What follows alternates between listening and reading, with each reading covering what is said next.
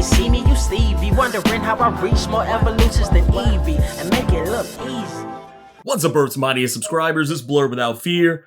Welcome back to the channel. Alright, today's video, we're going to be talking about Immortal X-Men number 8 by Kieran Gillen and Michelle Bandini. And in this video, I'm going to be breaking down how this comic ties directly into what has been going on with Dr. Stasis in Gerry Duggan's X-Men series. So without standing on ceremony, let's go ahead and get into it. The main thing that you kind of need to know going into this comic is that this is not just a story about Mystique. Now, yes, this story heavily focuses on Mystique as a character, as all of the other previous issues of Immortal X-Men have focused on a single member of the Quiet Council, but in this case, because Mystique is so intrinsically tied to the character of Destiny, and of course both of these characters being even more connected to the character of Mister Sinister as of late, this entire comic basically just puts these three characters in the same room for a lot of this issue. And while we do get kind of a deeper study into the character of Mystique, we just learn more about how she really feels about Destiny. And it's not really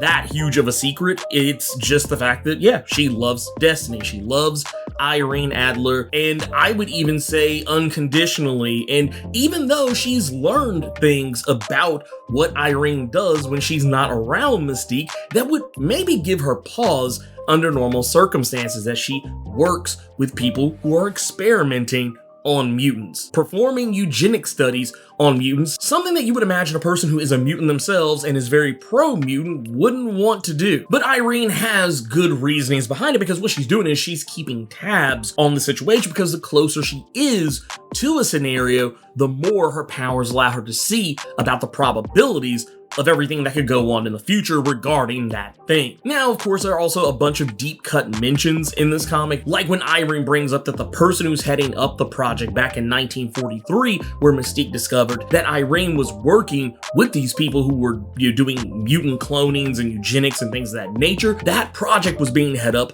by Amanda Mueller, who some may or may not be familiar with. She's a character that doesn't really show up in a whole heap of a lot of comics. She didn't make her first appearance in comics until Gambit Volume 3, Number 1 in 2000, and typically goes by the very weird name of Black Womb. But she is a character who's very tied to Nathaniel Essex, aka Mister Sinister, and the character that we see mentioned in this, Dr. Milbury, is actually Mister Sinister. It's one of his many aliases. But that right there is where things, I think, get even more interesting, because in this, we discover what has actually been going on with Mister Sinister since we first saw him die in Immortal X-Men number 1. The Nathaniel Essex we saw die in that issue was a seemingly almost normal looking Nathaniel Essex. He still looked like Mister Sinister, but he didn't have the red diamond on his forehead until Irene whispered something in his ears that made him revert back into the Mister Sinister that we're more familiar with. And we still really haven't gotten any answers as to what happened there. And that's one of the things Mystique muses about in this issue, is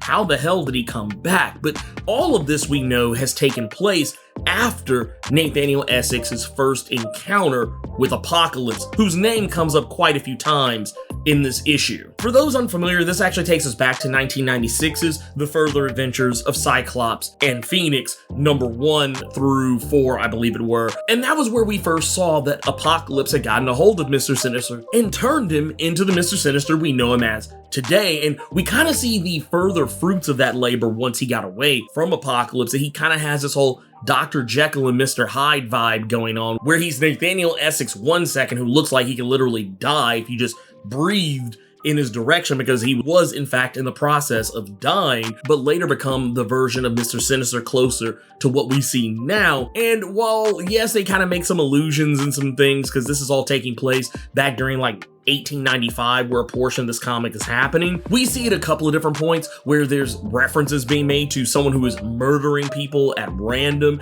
and they use the term Saucy Jack, which is a reference to Jack the Ripper. It was one of the names that used to get thrown around a lot in regards to Jack the Ripper back during the 1800s. And Mystique and Irene are trying to track down Mister Sinister, while Mystique is very clearly pretending to be Sherlock Holmes. But what is, I think, the real turning point here is that when they do actually manage to capture Sinister and lock him away in a mental institution, Mystique actually comes back later and kills him because she knows that they can't trust him and that he is very likely going to be responsible for a great many things because he just kind of seems to be too dialed in. Like, after they discover that he's transforming back and forth between his normal human self and being Mister Sinister, they learn that this guy actually knows a lot about what's going on and what's going to be happening going forward because he's seen everything before. A lot of the things that he babbles about the future, about how there's going to be war between humans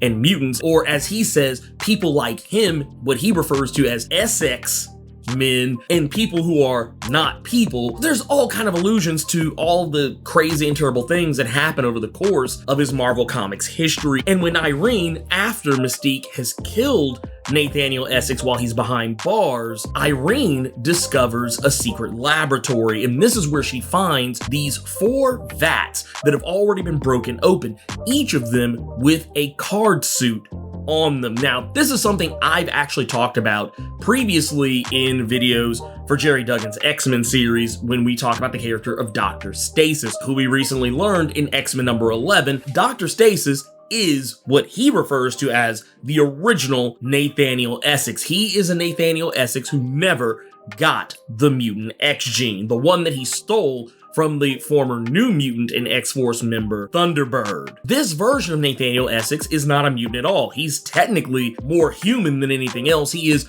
for all intents and purposes, a meta-human, or I guess in this case, he is a superhuman individual, but he's not a mutant. That version of Nathaniel Essex, even in X-Men number 12, referred to himself as the original Mister Sinister, the original Nathaniel Essex. He insinuates that the Nathaniel Essex that we have seen as of late and over the last couple of decades, that version of Nathaniel Essex is in fact a clone of him. But this issue kind of muddies the water a little bit by revealing, as I kind of mused in my video for X-Men number 11, that maybe there were other clones that had other card suits on their forehead. Most clones that we see of Mister Sinister typically have the diamond on their head, but the version of Nathaniel Essex that's masquerading as Dr. Stasis and working for Orchis, he has a club on his forehead. And by the time we get to the end of this issue and we see those 4 cloning vats, we see one that has a diamond, one that has a club, but we also see one that has a spade